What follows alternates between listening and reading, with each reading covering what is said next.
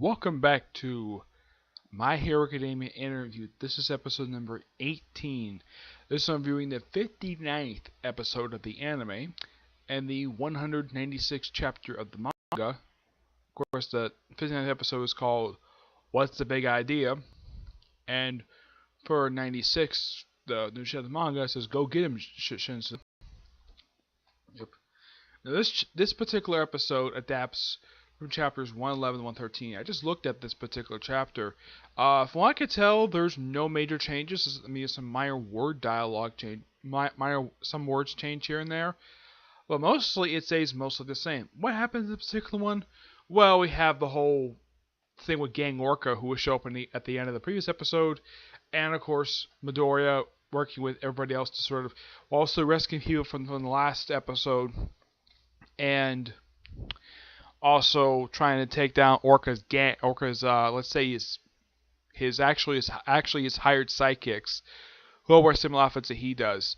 They do make one slight little change. Actually it was one word change. Here in the manga they refer to what Shudo and the guy from the other academy does, where he forms this sort of combination of a flame and wind tornado. Here he calls it a flame tornado. In the show, he calls us a spirit of fire. That's one major change that they made. That's one change that they made. Another one was the line that Midoriya said. He says in the manga, "What's the big idea?" What's the name of this episode? Here he says, "What are you doing?" I think that the way the dialogue looked like the way it was translated looked like he would say, "What the f are you doing?" But my guess is they probably don't want to swear in the show where all the characters are mostly all teenagers.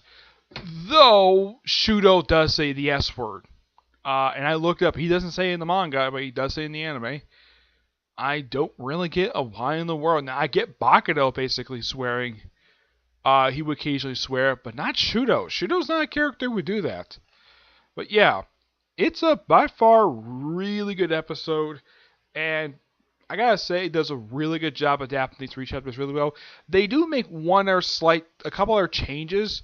One, they kind of slim down, like in the manga, they actually show Orca when he's in that pillar, that fire pillar, him pouring water on himself. Here you see it slightly. You don't see the bottle itself, but you do see water dripping on him. You don't see the bottle. And another one, the other thing they cut out here is the last page of 113. Yeah, because the episode ends with this very page right here. That's where it ends.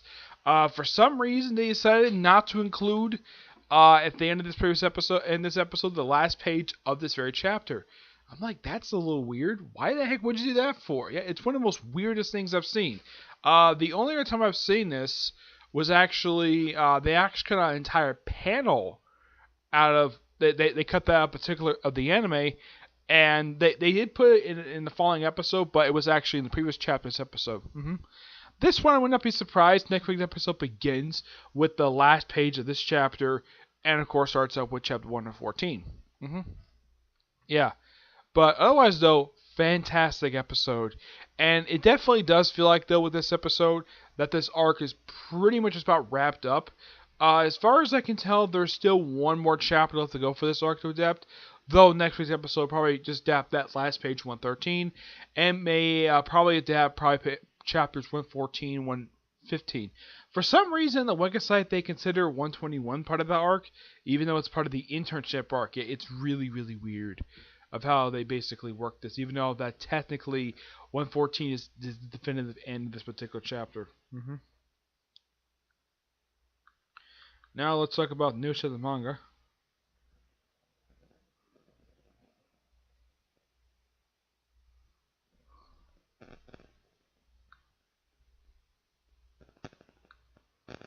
Okay, I'll bring it up here. Yeah, it's got going to Shudo. Shusho. Yep.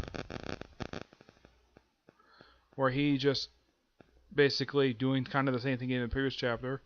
See his group just walking about while doing this little clash between two classes.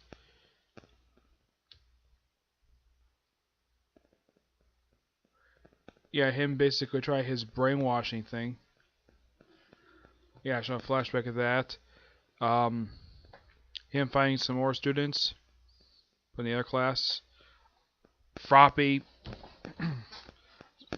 throws a tongue out to capture one of the guys in the other class. Actually, it was one of her classmates just to run away from one of the members who's basically like a wild beast. Yep. And then Red Gauntlet, that's what he calls himself.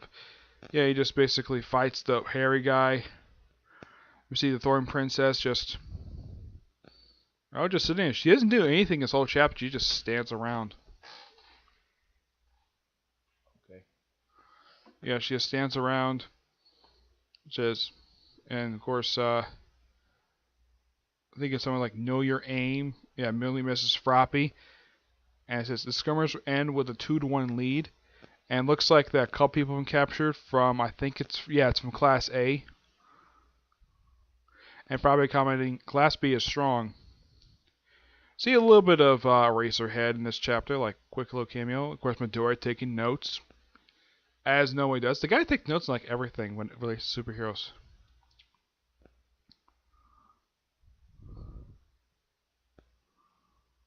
Yeah, and of course, Froppy's apologizing for not having a proper plan.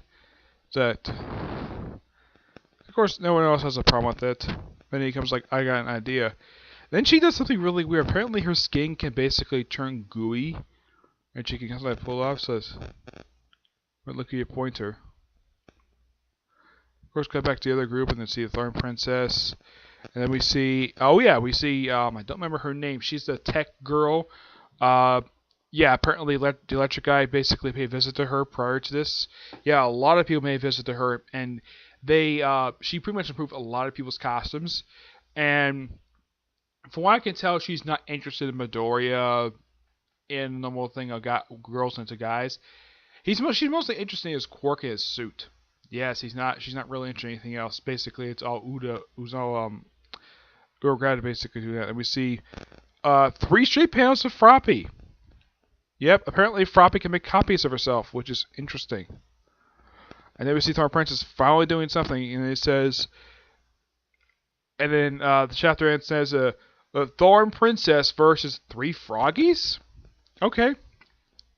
I got hands this particular chapter having a lot of attention to Froppy, which I think is fantastic, because she's a great character, and I do appreciate them actually do this. Even though Midori himself is only seen for at least a panel or 2, but at least they show him. Unlike in a couple of chapters recently, we didn't show him at all, or at least barely show him at all. I mean, here just a quick cameo, along with the Eraserhead, but I like the attention Froppy is getting in this chapter, and much less this whole arc, which is probably more than she's gotten throughout most of the series. I think like right after, I don't remember how much attention she got during internship arc. It's been a while since I've read it, but in the case of the Hero Lifestyle, she got a pretty good amount of attention during that one. But in the case of the last couple arcs, she's done virtually almost nothing. I mean, you take like the last arc with Endeavor, she's just seen doing a quick cameo. In the Culture Festival, she's not doing much of anything. I think the arc before that, it's been a while since I've read it. Yeah, it seems like the past few arcs prior to this one, Froppy has done virtually almost nothing. And that's a shame for such a great character like she is. And yeah. Otherwise though, this was a fantastic chapter. And I do recommend basically where people are fans of the manga. But I think ending it where she's gonna go one-on-one with Thorn Princess, that's gonna be interesting. Yeah, and apparently now her new ability in the episode aired today, apparently she debuted her new ability. She can turn herself invisible. Even in the manga, you can clearly kind of see her. In the anime, it's basically what they do for anime when people go invisible, just kind of like a blur. They do this. I think it's also done in live action. As a matter of fact, just recently in the Power Rangers 25th anniversary episode when they had Tommy go invisible. Yeah, and this one basically she debuted another new ability. She can copy herself, which I don't think frogs can do that. I never heard of a frog who can copy themselves, but yeah. Is she one of my personal favorite characters from the series?